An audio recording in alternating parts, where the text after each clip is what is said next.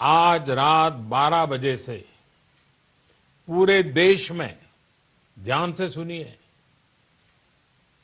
पूरे देश में आज रात 12 बजे से संपूर्ण देश में संपूर्ण लॉकडाउन होने जा रहा है। 24 मार्च 2020 ये वही दिन है जब भारत के प्रधानमंत्री श्री नरेंद्र मोदी ने देश में आधिकारिक लॉकडाउन की घोषणा की। इससे पहले 22 मार्च दिन रविवार को मोदी जी ने जनता कर्फ्यू का ऐलान करते हुए देश के 125 करोड़ जनता से यह आग्रह किया कि सभी लोग 14 घंटों तक के लिए अपने अपने घरों में रहें और जब तक ज़रूरत ना हो तब तक बाहर ना निकलें। 22 मार्च को ये एक्सपेरिमेंट केवल इसलिए किया गया क्योंकि हमारे एक्सपर्ट्स को ये पता करना था कि लॉकडाउन हमारे भविष्य के लिए कारगर साबित होगा या नहीं, मतलब इससे कोरोना के केसेस पर कितना प्रभाव पड़ेगा। हालांकि जनता कर्फ्यू से मामूली सुधार देखने के बाद मोदी जी ने 24 मार्च को ऑफिशियल लॉकडाउन की घोषणा की, जिसमें नियमों को थोड़ा और सख्त किया गया और लोगों से अपील की गई कि वो अपने अपने घरों से बाहर ना निकलें। लॉकडाउन के तहत ये नियम बनाए गए। पहला, लोगों को बाहर निकलने पर पूरा बैन कर दिया गया और चौराहों पर जगह जगह पुलिस की पेट्रोलिंग कराई गई, और जो कि अभी भी होती है, जैसा कि आप लोग वीडियो देखते होंगे। जब तक ज़रूरत ना हो घरों से बाहर ना निकलें, और फार्मेसीज़, हॉस्पिटल्स, बैंक्स, ग्रॉसरीज और बाकी सारी एसेंशियल सर्विसेज को छोड़कर सभी वो सर्विसेज जो कि नॉन एसेंशियल है सबको बंद कर दी गई। सारी कॉमर्शियल और private establishment, business enterprises, business organisations सबको बंद कर दी गई। सिर्फ वर्क फ्रॉम होम को अलाउड किया गया। सभी नॉन एसेंशियल पब्लिक और प्राइवेट ट्रांसपोर्ट का सस्पेंशन कर दिया गया, बंद कर दिया गया। सभी तरह के social, political, religious, sports, entertainment, cultural और एकेडमिक एक्टिविटीज़ को प्रोहिबिट कर दिया गया, बंद कर दिया गया।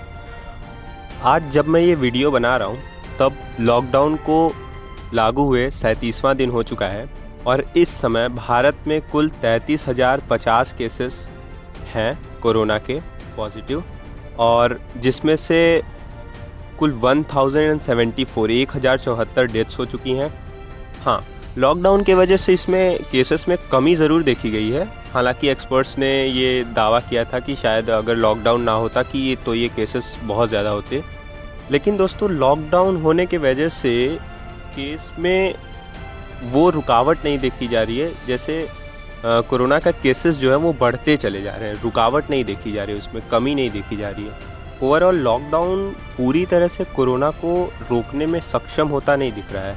और दोस्तों, जैसा कि आप सभी जानते हैं कि हमारा देश भारत शुरू से ही विश्व गुरु बनने के अपने सपने की ओर कार्यरत है। तो अगर सारी दुनिया लॉकडाउन को ही एकमात्र सॉल्यूशन मानती है और इसका वैक्सीन खोजने में अभी तक पूरी दुनिया असफल रही है, तो तब तक हम हाथ पे हाथ रख के बैठ तो सकते नहीं कि जब तक वैक्सीन निकलेगा तब तक हम लॉकडाउन करके बैठे रहते हैं। और सारी दुनिया ये भी जानती है कि केवल लॉकडाउन कर देने से इस बीमारी का इलाज नहीं होगा, क्योंकि जैसे ही हमने लॉकडाउन हटाया यह वायरस वापस से फिर अपना काम करना शुरू कर देगा और फिर हम पूरे देश को सैनिटाइज भी तो नहीं कर सकते। लॉकडाउन तब किया जाता है जब देश में या दुनिया में मेडिकल फैसिलिटीज़ की कमी हो और मेडिकल फैसिलिटीज़ लानी हो कहीं से, तो बढ़ानी हो, तो हम लॉकडाउन कर सकते हैं उतने टाइम के लिए, ठीक है। अभी जो टेस्टिंग हो रही है वो होती है पर्सन वाइज, मतलब किसी एक पॉजिटिव केस को पकड़ते हैं और उसके कांटेक्ट में आए सभी लोगों को क्वारंटीन किया जाता है और उनका टेस्ट किया जाता है। लेकिन हम ये चाहते हैं कि ये टेस्टिंग पर्सन वाइज ना होकर एरिया वाइज कराई जाए, मतलब एक एक डिस्ट्रिक्ट को पकड़े जाए और डिस्ट्रिक्ट में कई सारे गांव होंगे और कई सारे गांव होंगे तो कई सारे डॉक्टर्स भी होंगे। 10 से 12,000 डॉक्टर हमको एक डिस्ट्रिक्ट में तो मिल ही जाएंगे। तो एक डिस्ट्रिक्ट के हर गांव के लिए एक एक डॉक्टर अपॉइंट किए जाए और एक डॉक्टर के अंदर उसी गांव से 50 वॉलंटियर सेलेक्ट किए जाए जो कि सैंपल कलेक्ट करें घर घर पे जाके।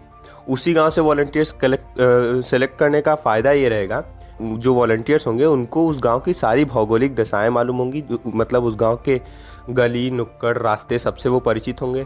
और दूसरा ये कि बाहर से गांव में कौन नया आया है और कौन इन्फेक्टेड हो सकता है, कौन इन्फेक्टेड नहीं हो सकता है, वो इससे बखूबी परिचित होंगे। तीसरा ये कि गांव के लोग उनको कोऑपरेट करेंगे, उनसे डरेंगे या कुछ छुपाएंगे नहीं। चौथा ये कि गांव में आदमी इजीली मिल जाएंगे और ज़्यादा टाइम सैंपल कलेक्ट करने में लगेगा नहीं। जैसे गांव में बड़े घर होते हैं तो उनमें जॉइंट फैमिली होती है, तो एक घर में लगभग 10 लोग एवरेज मान के चले तो आधा घंटा अगर एक में लगेगा और वो 8 घंटे भी ड्यूटी करें तो 50 लोग मिलके 400 घंटे एक दिन में ड्यूटी करें तो 800 घर इजीली कवर हो जाएगा। और ऐसा भी नहीं है कि कोई मानेगा नहीं, क्योंकि एक आग्रह पे जब पूरा देश लॉकडाउन हो सकता है, पूरा देश जनता कर्फ्यू का पालन कर सकता है, तो वो देश में से 50 लोग एक गांव से नहीं आ जाएंगे टेस्टिंग करने के लिए। तो इस तरह से हम गांव में काफ़ी बड़ा एरिया एक डिस्ट्रिक्ट पे इजीली कवर कर सकते हैं। और एक बार उस एरिया की टेस्टिंग हो जाए तो जितने भी संदिग्ध हैं और पॉजिटिव केसेस हैं उन लोगों को क्वारंटीन सेंटर में ले जाने के लिए भी टाइम बचेगा। जब बड़े एरिया की टेस्टिंग होगी तो उसका भी टाइम बचेगा। तो सरकार को कोई ऐसा स्पेशल लोगो या आइडेंटिफिकेशन प्रोवाइड करे उस गाड़ियों के लिए जो इन लोगों को लेके जाए क्वारंटीन सेंटर। और क्वारंटीन सेंटर भी ऐसी जगह हो जहाँ से वो पॉजिटिव और संदिग्ध भाग ना सकें।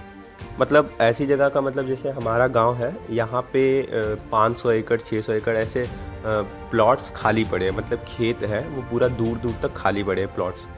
तो उसके बीच में कहीं एक क्वारंटीन सेंटर सेटअप कर सकता है सरकार।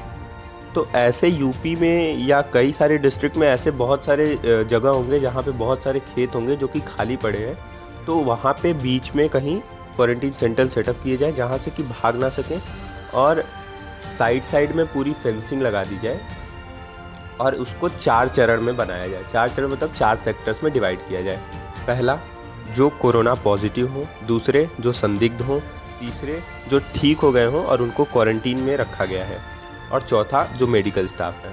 और रही बात फिर और तब पर भी अगर भागे तो पुलिस को एकदम मुस्तैद कर दिया जाए वहाँ पे। और किसी एक एरिया में ही अगर पुलिस रहे तो ज़्यादा काम कर सकेगी बगैर कि जगह जगह घूम के पेट्रोलिंग करने से। और जब एक जगह की पूरी तरह से टेस्टिंग करा दी जाए तो वहाँ का लॉकडाउन खोल दिया जाए और वहाँ की जो एजुकेशन फैसिलिटी वहाँ पे सब कुछ अवेलेबल करा दी जाए, सब कुछ नॉर्मल कर दिया जाए। इस तरह से एक ज़िले के अगर सारे गाँवों में डॉक्टर्स फैल जाएं, काम करें, तो ये 2 या 3 दिनों में एक ज़िले का लॉकडाउन खोला जा सकता है। और एक ज़िले में लगभग 10,000 से 12,000 डॉक्टर तो होंगे ही। तो इस तरह से अगर यूपी में 75 ज़िलों में अगर ये ऑपरेशन चलाया जाए तो एक लॉकडाउन मात्र 14 दिनों के करने से ये लॉकडाउन खोला जा सकता है। और अगर ये यूपी जैसा बड़ा स्टेट इतनी जल्दी कवर हो सकता है तो बाकी राज्यों में भी ये इजीली खोला जा सकता है।